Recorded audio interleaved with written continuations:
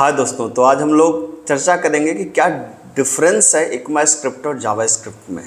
ठीक है, क्योंकि अगर हम लोग फुल स्टैक की तरफ जा रहे हैं तो हमें ECMAScript बार बार टर्म सुनने को मिलेगा। तो पहले ज़रूरी है कि आप इस चीज़ को समझें कि ECMAScript और जावास्क्रिप्ट में क्या डिफरेंस है। अब मैं पहले आपको जावास्क्रिप्ट को समझना पड़ेगा।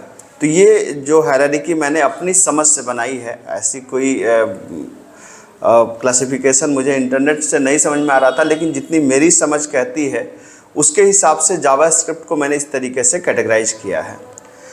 जावास्क्रिप्ट शुरुआत में जब हम लोगों ने बहुत पहले स्टार्ट किया था प्रोग्रामिंग पढ़ना, तो उस समय जावास्क्रिप्ट सिर्फ क्लाइंट साइड होती थी। मतलब वेबसाइट बनाने के लिए आपको क्लाइंट साइड पे, मतलब ब्राउज़र पे एग्जीक्यूट होने के लिए जावास्क्रिप्ट का इस्तेमाल था।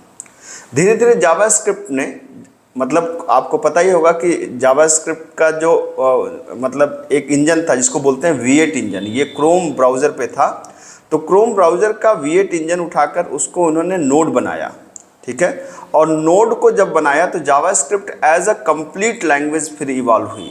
मतलब अब जैसे आप पढ़ते हैं पाइथन, आप पढ़ते हैं जैसे जावा, जैसे आप पढ़ते हैं C++, तो वैसे ही समझिए कि आपके पास एक खुद की इंडिपेंडेंट लैंग्वेज है जिसका नाम है जावास्क्रिप्ट। और जावास्क्रिप्ट के लिए प्लेटफॉर्म कौन सा चाहिए? नोड का एनवायरनमेंट चाहिए। तो जब JavaScript as a complete language evolve हुई तो जावास्क्रिप्ट दो पार्ट में डिवाइड हुई। एक हुई एप्लीकेशन बेस्ड, एक हुई वेब बेस्ड। इसका एक मोबाइल वर्जन भी आएगा, लेकिन अभी के लिए मैं इन दो पे बात करूंगा। एप्लीकेशन बेस्ड का मतलब आपको पता है कि एप्लीकेशन सॉफ्टवेयर ऐसे सॉफ्टवेयर होते हैं जो करंट मशीन पे रन करते हैं, जो लोकल मशीन पे रन करते हैं। तो आप आज की जावास्क्रिप्ट से आप एक एप्लीकेशन बेस्ड सॉफ्टवेयर भी बना सकते हैं जो उस पर्टिकुलर मशीन पे रन करेगा। आप ऐसे भी सॉफ्टवेयर बना सकते हैं जो उस पर्टिकुलर मशीन पे ही सिर्फ काम करेगा। ये भी फैसिलिटी आज की डेट में जावास्क्रिप्ट में है। लेकिन जावास्क्रिप्ट ने अपनी वेब की लेगेसी को मेंटेन किया, लेकिन एक बहुत बड़ा चेंज यहाँ पे हुआ। क्या हुआ? पहले जावास्क्रिप्ट सिर्फ इस्तेमाल होती थी क्लाइंट साइड पे, लेकिन आज की जावास्क्रिप्ट इस्तेमाल होती है क्लाइंट साइड भी और सर्वर साइड भी। ध्यान रखिए इस बात को। पहले जावास्क्रिप्ट, ये जावास्क्रिप्ट के फेमस होने का राज ही यही है। क्यों ऐसा है? क्योंकि जो जावास्क्रिप्ट है, पहले क्या होता था कि क्लाइंट साइड के लिए आप जावास्क्रिप्ट पढ़िए और सर्वर साइड के लिए आप कोई अलग लैंग्वेज पढ़िए। अलग लैंग्वेज का मतलब PHP पढ़िए, SP पढ़िए, PHP पढ़िए, ASP पढ़िए या .NET पढ़िए। अलग अलग लैंग्वेजेस थी आपकी। ठीक है, लेकिन जावास्क्रिप्ट ने कहा नहीं, आपको दो लैंग्वेज पढ़ने की ज़रूरत नहीं है। क्लाइंट साइड भी जावास्क्रिप्ट चलेगी और सर्वर साइड भी जावास्क्रिप्ट चलेगी। तो इसको आप याद रखिएगा, क्योंकि अब जावास्क्रिप्ट को हम लोग as a complete language treat करेंगे, ना कि सिर्फ और सिर्फ वेब सेंट्रिक ट्रीट करेंगे। ठीक है, अब जो बात आती है वो बात आते हैं कि ECMAScript क्या है।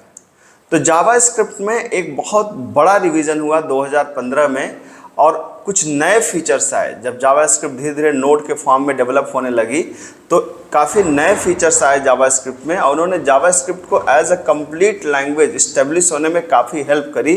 उसमें एक बहुत इंपॉर्टेंट पार्ट था ECMAScript का। मोटा मोटा अगर आप समझना चाहें तो ECMAScript जावास्क्रिप्ट का एक रिवीजन है। ठीक है, जिसमें जावास्क्रिप्ट के बहुत बेहतरीन फीचर्स आए। जैसे जावास्क्रिप्ट ने आपको एक एरो फंक्शन दिया, अभी आप थोड़ी देर पहले थोड़े समय बाद आप पढ़ेंगे एरो फंक्शन। लेट वगैरह वेरिएबल डिक्लेयर करने की फैसिलिटी आपको और बेहतर उन्होंने करी। आपको उन्होंने प्रॉमिसेस दिए, आपको उन्होंने मॉड्यूल्स दिए, जिससे बहुत सी अच्छी चीज़ें आज की डेट में बनी हैं।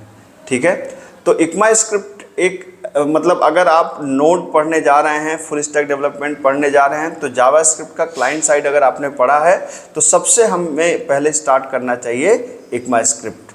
तो मिलते हैं अगले लेक्चर में ECMAScript के साथ में। Thank you so much.